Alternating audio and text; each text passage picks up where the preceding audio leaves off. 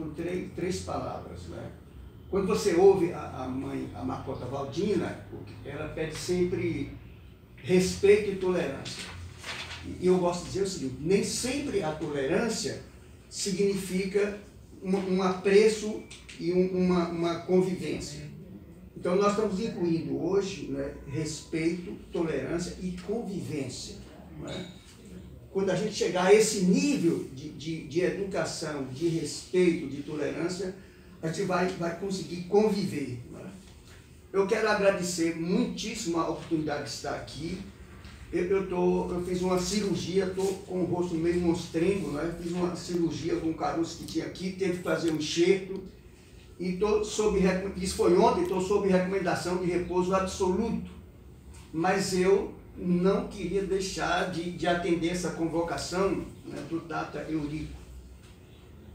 Eu sou testemunha da luta, do esforço, né, de Tata Eurico e também do nosso amigo Fernando Carneiro, que hoje está na fronteira do Amazonas, vítima de 2 tromboses à beira da morte, quer dizer, a essa altura já fora de perigo. Porque nas Forças Armadas há uma Páscoa, né, uma festa da Páscoa, onde só os cristãos participam. E eles começaram a luta para que também a África e os indígenas incluíssem. Então passou a ser uma celebração especial e a gente começou com muita dificuldade. Eu não sei se hoje já as dificuldades estão menores, né? Estão piores. Então eu queria aproveitar para mencionar esse meu reconhecimento ao Tata Eurico. Mas também manifestar a minha alegria em estar junto do Padre Lázaro. Né? Eu digo assim, brincando, que na Igreja Católica de vez em quando tem um padre e um bispo bom. Não é? E o Padre Lázaro está de vez em quando. Muita gente ruim. Não é? Mas eu tenho tido o privilégio de conviver, né, com muitos padres bons e alguns. Eu passei uma experiência semana passada no Jorro, eu nunca tinha passado uma experiência dessa na minha vida, 2 dias no Jorro com padres e o ex-arcebispo da Arquidiocese de Feira de Santana, Dom Itamar Viana, um cara espetacular. Tomamos uísque, tomamos cerveja, comemos pizza, tomamos banho quente, né, comemos carne de bode e falamos mal da Igreja Católica, da Igreja Protestante, de padre e de pastor, não escapou ninguém. Né? Uma experiência espetacular. E eu tenho dito nos grupos católicos que faço parte que a gente precisa orar muito pelo Papa Francisco. Né? É uma bênção que a gente tem, porque a Igreja Católica estava perdendo a credibilidade. E entre todas as igrejas cristãs, e isso eu não faço nenhum favor em dizer isso, é a única igreja que realmente é ouvida, é respeitada, é criticada. Porque nós, os protestantes, somos um leque imenso que nenhum de nós aqui é capaz de identificar esse leque tão imenso. Né? Então, ter o Padre Lázaro aqui, para mim, é um privilégio muito grande. E de vez em quando a gente se encontra num terreiro, né, de candomblé, no centro umbandista. Né? Eu faço parte de um movimento aqui, Samuel, que eu acho que você enriqueceria muito, né? Chamado Ágora, que é uma palavra grega, significa o espaço, e a ideia é uma busca de uma identidade mundial comum. Né? Que depois dá para falar sobre isso, mas o monge Marcelo Barros, que alguns aqui conhecem, é um beneditino, talvez quase que proscrito também, e já tivemos 2 encontros com ele, que ele representa para a América Latina esse movimento. E aí, conversando com ele uma vez, né, eu falei da minha experiência no candomblé, e ele disse, não, eu também tenho uma experiência no candomblé. Eu já tive um seminário com ele lá no Afonjá. E aí ele me disse assim, não, eu sou ogã do terreiro do Afonjá. Mas como é que você, rapaz, um sacerdote católico lá do fim do mundo, já é ogã do terreiro aqui do Afonjá, e eu aqui dentro não sou aí ogã ainda. Né? Mas a gente encontra, né, nessa caminhada para a minha felicidade, padres, freiras, bispos e arcebispos que honram, dignificam, né, essa caminhada que a gente faz. E também, né, na Umbanda, eu não sei nem como foi que eu conheci o Pai Raimundo, né? Mas é uma casa que a gente não só se sente bem, mas sente orgulho de conhecer. Para minha surpresa, uma vez, eu estava lá no centro, e o Pai Raimundo, como é que chama quando o orixá toma conta? Como é a palavra? Manifesta. Então, veio o Pai Raimundo manifestado com esse corpinho dele, assim, para meu lado, né? Aí me agarrou, me abraça aqui, me abraça aqui, me abraça aqui, aí tira o colar, um colar com, acho que pesa uns 5 quilos, e bota no meu pescoço. E no final ele ainda se atreveu a me chamar para falar, não é? Passei pela mesa. Eu digo, olha, eu não sei o que é que significa esse colar, mas eu prometo que vou honrá-lo como uma oferenda muito especial da casa. Mãe Jaciara, que estava presente, disse, não, essa é a maior oferenda que você pode receber de uma casa de matriz africana, né? Então eu guardo lá no meu gabinete com muita honra, né? Mas além deles, eu queria registrar também, para minha alegria, o trabalho de Dr. Samuel Vita, né? Como, até com esses trajes assim, não sei, de candomblé, de Rastafari, né? É um jurista, né? Extremamente conceituado, assumido como de candomblé, ogã, que tem trabalhado, né, muito nessa causa. E eu acho que a gente tem que reconhecer esse trabalho e agradecer, né, aos orixás, ao ser transcendente essa contribuição dele. E também me orgulho muito da presença de Leomar, né, que como presidente lá da casa lá. Não sou mais não, eu entreguei. Eu sei, eu já sei que você foi deposto. Né?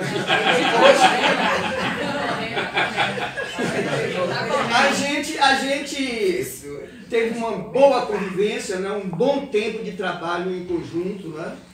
E eu acho que ao citar eles dois, né, como não sacerdotes, estão tão bem engajados, né, nessa luta, né?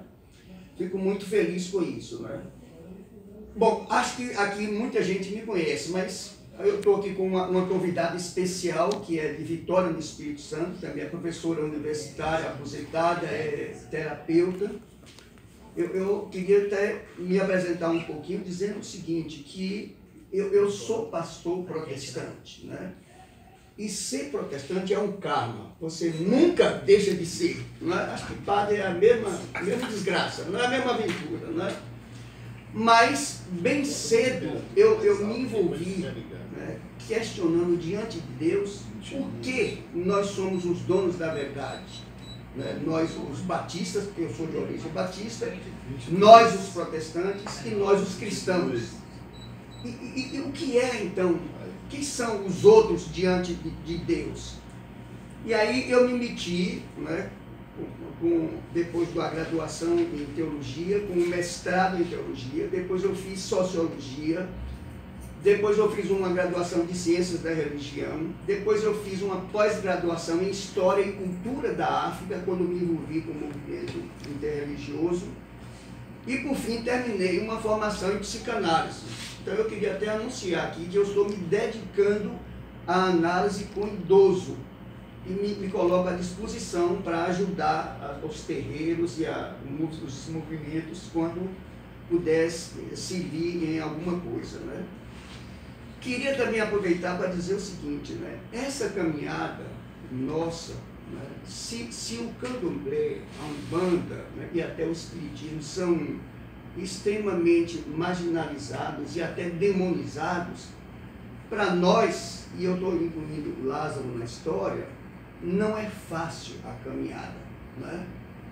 Eu acho que dizer que de vez em quando recebe um memorando do arcebispo, né, é pouco, né? Porque às vezes a censura é mais violenta. Né? Na minha caminhada, exato, não conta tudo. Na minha caminhada eu já fui, como é que diz? rejeitado de uma celebração de sepultura. Um senhor morreu, a família era mista, né, católico e protestante, e a parte protestante me convidou para participar da celebração, e o padre disse, não, a celebração de sepultamento, é assim o nome de celebração? Sim, na encomenda que eu faço, pastor protestante não fala, né? E, tudo bem, as irmãs copiram para mim, procurar, não, tudo bem, né? E um pastor, colega meu, já, né? Eu já fui o inverso. O inverso, exato. O protestante disse, aqui não vai ter que ter católico. Um colega meu aqui do interior da Bahia foi pregar numa igreja batista em Aracaju, e no sábado à noite ele disse assim, amanhã de manhã eu vou falar para vocês sobre os pastores do diabo. E eu fui o primeiro da lista. O exemplo! E eu soube disso porque uma cunhada minha era membro da igreja e eu já havia falado nessa igreja. E causou um espanto. Mas o pastor Djalma já pregou aqui, né? Foram procurar o Lúcio, né, a minha cunhada, para saber a explicação. Mas eu preparei uma boa para ele e ele hoje está fazendo besteira lá em Itabuna. Uma outra vez chegou no meu gabinete lá na Igreja Batista Nazaré, que eu já me aposentei, um padre. Aí ele me disse assim, pastor Djalma, eu sou amigo do padre Wilson, que é um amigo nosso, um sacerdote católico, muito amigo. E eu soube que você era ecumênico. Nós estamos encerrando uma trezena de São José Operário, lá em Jequié, no bairro do Campo do América, e eu queria lhe convidar para fazer a homilia de encerramento. Jequié é minha terra, né? Aí eu, não, eu vou fazer. Aí fui para lá, no sábado, fui com minha esposa de carro, fomos muito bem recebidos, nos colocaram no hotel. Jequié é uma terra muito quente, né? E no verão, então, pega fogo. No domingo de manhã, lá vamos nós para a igreja, né? Perto da igreja, no lado, assim, de paralelepípedo, lá vai uma senhora, elegantemente vestida, bem maquiada, com aquele sapato, salto 30, assim, lá, quase o pé em pé, medindo os paralelepípedos para evitar os buracos, para não ficar presa, né? Aí eu disse assim, Vone, eu acho que essa senhora vai para a igreja, né? Aí, vamos dar uma carona a ela? Vamos. Aí parei e disse, a senhora vai para a igreja? Eu vou, quer uma carona? Quero. Aí ela entrou no carro e disse assim, eu nunca venho para a igreja de manhã, por causa do calor, eu só venho à noite. Mas eu soube que hoje quem vai falar é um pastor protestante. E eu quero saber se ele vai ter coragem de falar contra Maria. Né? Aí eu disse assim, vocês têm legião de Maria na igreja? Ela disse, tenho. Se temos, então faz o seguinte, se ele falar mal de Maria, no final vocês pegam ele, levam lá para aquela, tem uma casinha lá para a casinha e dão uma sobra nesse pastor. Vou fazer isso mesmo. Aí quando nós chegamos, a comissão da Romaria veio me receber, e alguns que eu conhecia lá, de Jequié, né? E me levou lá para o altar, né? E pegou minha esposa, botou no primeiro banco, e ela ficou lá atrás. E eu fiquei dizendo, coitada dessa mulher, ela está dizendo assim, eu entrei pelo cano. Aí quando me deram a palavra para falar, eu contei a história e pedi para ela levantar a mão, né? E ficar em pé, ela levantou, ficou em pé, levantou a mão, né? E eu contei essa história, né? E aí mudei o sermão e fiz um elogio muito grande, só não fiz cantar como estava. Mas fiz um elogio muito grande a Maria e a José, e me salvei.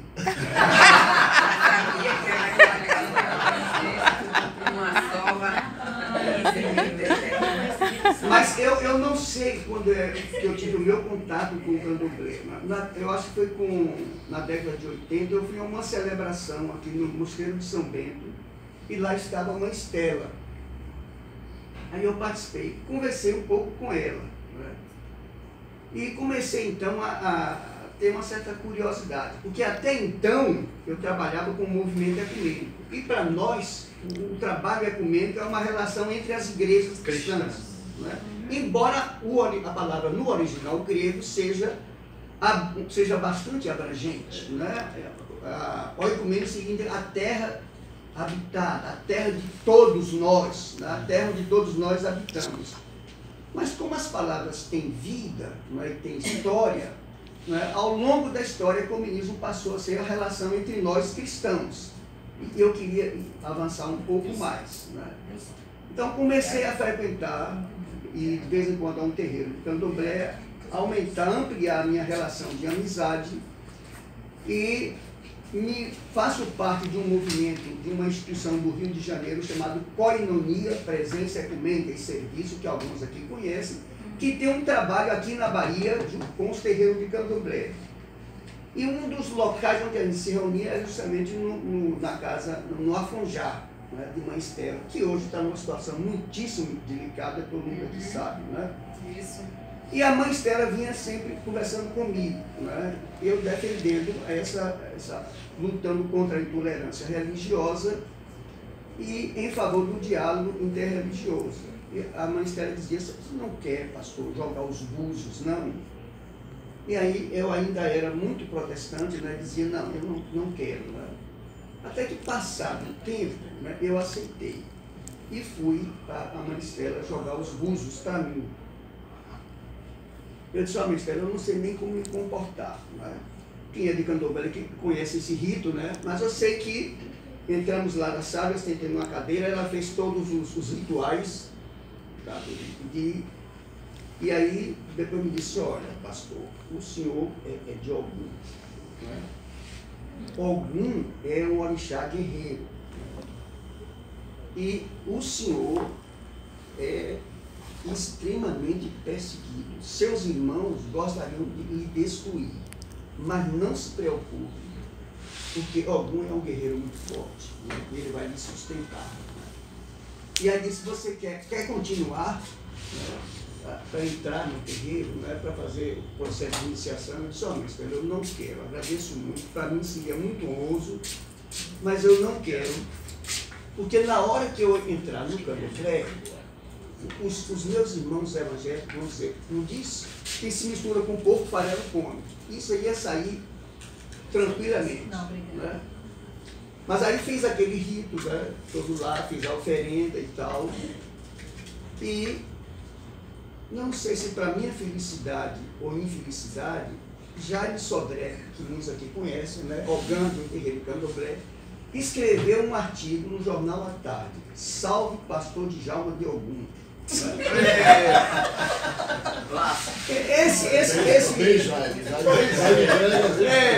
Esse artigo me valeu centenas de elogios e centenas de condenações. Tinha uma assessora que era jornalista, ela pesquisou, tem postagem, acesso internacional da Europa, dos Estados Unidos, e algum mandava eu ir para o inferno, né, com o terreiro, com tudo. Aí tive depois a experiência de ir a um centro umbandista, do Pai Raimundo. Né? E o Pai Raimundo me coloca como Ogã de Xangô, né, que é um orixá da justiça. Então, a minha saída, quando esses meus irmãos protestantes começam a mexer comigo, não mexam comigo. Porque, além de Jesus Cristo, eu tenho Ogum Xangô. Né? Estou poderoso. Né? Então, eu tenho vivido essa experiência. Né? Agora, o que eu tenho feito, né, que vai além dessas coisas todas, né, e desse papo assim, é estudar com profundidade a questão do diálogo interreligioso. Eu sou um teólogo que trabalha com a pluralidade religiosa. Para mim, respeitar, que é mais tolerar e conviver com pouco. Qual é a raiz dessa intolerância? Por que nós somos intolerantes? Né? Eu já escrevi um artigo que saiu numa revista aqui. Eu faço parte de um núcleo de ciência, cultura e fé, que é coordenado pela professora Eliane Azevedo, que foi reitora da UFBA. E eu fiz uma conferência chamada assim, Igreja, Ecumenismo e Diálogo Interreligioso numa Perspectiva Cristã, que eu estou querendo transformar em livro. Não é? a minha grande obsessão é quais são as causas, né, da intolerância. Por que nós somos intolerantes? E eu estou fundamentando teologicamente. Eu me alegro que Samuel Vida está aqui, porque eu queria desafiá-lo para talvez a gente trabalhar junto, né? Eu com a parte talvez teológica e você com a parte jurídica. E a gente botar um texto para ser publicado, para ser vinculado como fundamento, né, dessa capacidade de diálogo interreligioso. E aí vem os argumentos que eu julgo mais pertinentes, né? Se eu acredito que Deus é o Criador, Deus é o Criador de toda a humanidade. Né? Se eu acredito, e eu acredito, né, que pelo menos há 50.000 anos, no chamado Paleolítico Superior, o ser humano, quando se dá conta de que é um ser humano como a gente conhece, começa a se expressar religiosamente nas artes rupestres.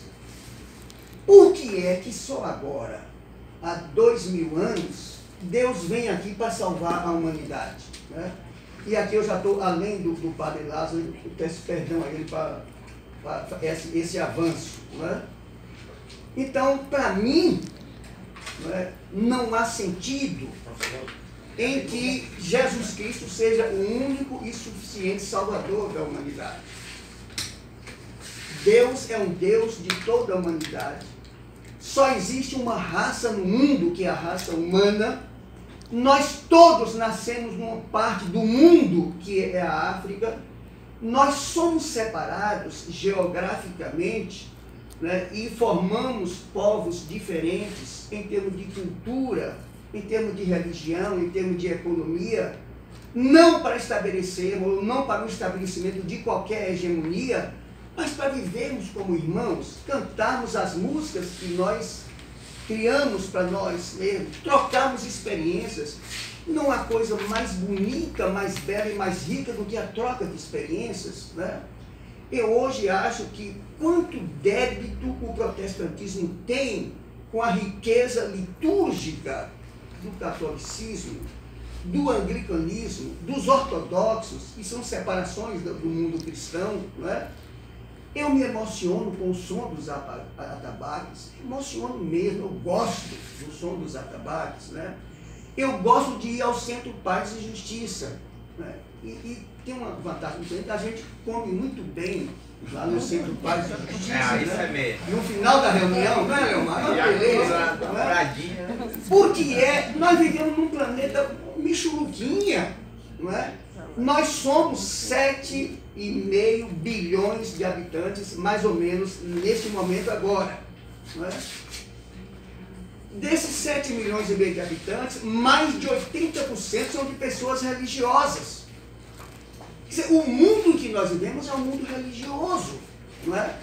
E o mundo em busca do transcendente. Não é? Não existe religião que não tenha rito de iniciação, rito de passagem e rito de morte. Não existe.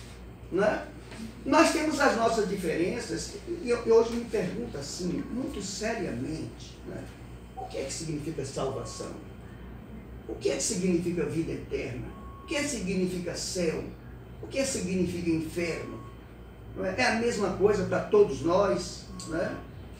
Qual é o grande projeto divino? Eu não chamo nem reino de Deus, como nós cristãos costumamos chamar, né? Mas eu falo em projeto, ou um programa divino para o mundo. Qual é o projeto? É que nós nos amemos uns aos outros, né? Cuidemos uns dos outros e cuidemos desse espaço que nos acolhe, que a gente chama de Mãe Terra. Né? Não há sentença mais triste no mundo do que a afirmação de que nós somos os únicos seres vivos sobre a Terra capazes de destruí-la. Isso é um libelo, muito forte contra nós. Por que nós não cuidamos dessa Terra? Não é? A vida é tão curta, pode ser tão bela como tão desastrosa. Por que nós não aprendemos a viver juntos? Não é? Porque se eu não vou à igreja protestante, hoje eu estou aposentado, né? Tem uma igrejinha perto de mim, lá na paróquia, né? do Tororó, eu estou lá escondido no Tororó. Né? Eu vou lá para a missa, e eu me sinto muito bem. Né? Eu não participo da Eucaristia, e essa é uma diferença entre nós cristãos, porque para os católicos, a Eucaristia é a presença real de Cristo, não tão perfeito e real como está no céu e tal. Para vertentes do protestantismo, e varia, mas a vertente que eu acredito, né, ali é um memorial, é um momento muito especial do encontro de Jesus com os discípulos, em que não iria mais acontecer. Era uma separação. E os laços entre eles eram muito fortes. Era um grupo de 12, incluindo Jesus Cristo, pessoas diferentes, com motivações diferentes. Né? Eu não queimaria Judas, não assassinaria Judas, né? Não condenaria. Eu tinha a missão dele, ele queria que Jesus Cristo fosse um rebelde, transformasse o mundo ao modo dele. Não é? Eu talvez não fosse tão impulsivo como um Pedro, não é? Nem tão passivo como um João. Não é? Eu nem bato palmas para a castidade de Jesus. Quem lê os apócrifos, quem lê o Evangelho de Filipe, encontra a narrativa de Jesus namorando com Maria Madalena. Não é? Pelo menos esse é o diálogo de Pedro e João. Não é? Desculpe, Lázaro, as heresias aqui. Não é? É quase que um desabafo. Né? Eu digo o seguinte, Jesus Cristo não seria menos importante na minha vida se a gestação de Maria tivesse sido de uma grande noite de amor entre os dois. Porque eu acho que o discurso da virgindade, né, como é que chama, da gestação de Maria como virgem, é uma bufetada na mulher, é uma condenação à sexualidade, que eu acho uma coisa divina, né, belíssima, né, emocionante, é um êxtase mesmo. Né? Por quê? Então, eu desmistifico hoje um bocado de coisa, né, da nossa fé cristã, da minha religião pessoal, né? Quando, por exemplo, eu estou pontuando algumas coisas, né, se critica no mundo intelectual e no mundo acadêmico a postura da Igreja Católica com o nazismo, não é? Que é uma questão aberta até hoje, não é? De conivência com o nazismo. Eu digo, e o protestantismo? Não era a Alemanha um país protestante? Se os protestantes tivessem se rebelado contra o nacional, não é? O Partido Nacional lá na Alemanha, teria havido nazismo? Não é? Talvez não tivesse, não é? Mas foi todo mundo na onda, e aí não tem protestante nem católico, né? E nem tem como se condenar a igreja católica somente. Né?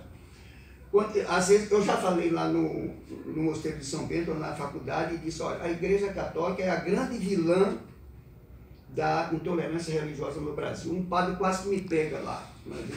Fique calmo aí. Porque depois chegaram os protestantes começaram a chegar aqui no início do século XIX, e o grupo missionário, a partir da segunda metade do século XIX, né, foram perseguidos pelos católicos e depois se tornaram tão radicais quanto os católicos. E talvez pior, porque para nós protestantes, né, e aí eu estou incluindo várias vertentes, católico está no diabo, está no inferno, né, espírita está no inferno, candomblé é coisa de demônio. É o próprio diabo, né? Até uma piada muito interessante, né, de um camarada que morreu e foi para o céu. Foi recebido por São Pedro, e São Pedro começou a mostrar os lugares onde estavam os vários religiosos. Né? E aí chegou e mostrou o lugar onde estavam os católicos. E o cara, meio perplexo, mas católico também se salva? Salva sim. Né? Aí foi, encontrou os anglicanos, a mesma pergunta. Anglicano também se salva. Ortodoxo, que é uma radicalidade ortodoxa, né? Também se salva. E foi por aí afora, presbiteriano, metodista, congregação, e aí chegou no Batista. Aí São Pedro disse, faça um silêncio. E o cara perguntou, mas por quê? Porque essa sala aqui é dos batistas. E eles pensam que só eles se salvam. A gente foi assim. Eu nasci assim. Eu era um bom atleta de futebol. Né? Adolescente, eu era da seleção de futebol do Jequié. Eu fui sondado pelo Bahia. E por causa da igreja, eu deixei de jogar bola. Porque era pecado jogar futebol de domingo na minha igreja. Né? Eu digo assim, o Bahia perdeu um grande atleta. Era ser podia ser tricampeão hoje. Só foi 3 estrelas. Mas aí, eu sou contemporâneo de Pelé, né? E eu dizia assim, mas meu Deus, né? Como é que eu vou orar para Pelé se converter? Né? Como é que fica a seleção brasileira? E aí eu me contive, né? E outra coisa muito interessante desse interior é que o trabalhador rural, ele às vezes trabalha o dia todo e de noite ele lava o pé, nem toma banho, né? E uma das coisas boas que o trabalhador rural faz, às vezes, né, fazia, né, botava um banquinho no final, fazia um cigarro de palha, né, que dava um odor extremamente agradável. Né? Pegava o fumo de corda, cortava, amassava, botava na palha do milho seco, né, dobrava, passava a língua e acendia. E eu ficava assim, oh, meu Deus, esse camarada não tem uma vida feliz? Por que é que ele tem que estar na igreja? Não é? Então, a minha inquietação, a minha angústia começou bem cedo. Não é? Quando eu estava no seminário, quase que eu fui expulso, porque começaram a me perguntar uma série de coisas sobre os batistas e tal. Existe um pacto, não é, das igrejas batistas do Brasil. Você promete uma série de coisas, e eu não queria prometer. Não é? E quase que não me aceitam no concílio, e quase que me expulsam do seminário. Mas aí tinha um teólogo que veio da Europa, que se tornou meu amigo, foi quem fez as pazes lá, e eu consegui me salvar e entrar no sacerdócio. Foi para a salinha. Passei, né? Mas então, hoje eu estou lutando com isso. E a última criação, e isso que eu queria anunciar para vocês, né? Eu terminei descobrindo que esse discurso nosso talvez não repercuta, Samuel, como deveria repercutir, não é? Haja vista que em Salvador a intolerância religiosa é cada vez pior, não é? E mais forte, mais agressiva. Não é? Aí, há 5 anos, eu encontrei num jantar na casa de minha filha, que é produtora cultural, o maestro Ângelo Rafael, que é um cara com doutorado em música, envolvido com esses movimentos assim, humanistas, como ele chama, e eu desafiei, digo, Ângelo, vamos criar um coral interreligioso aqui na Bahia? Ele disse, como? Né? Ele disse, não, tem que ser assim na base do voluntariado. Né? E aí começamos lá no CEPESC, ali no Tororó,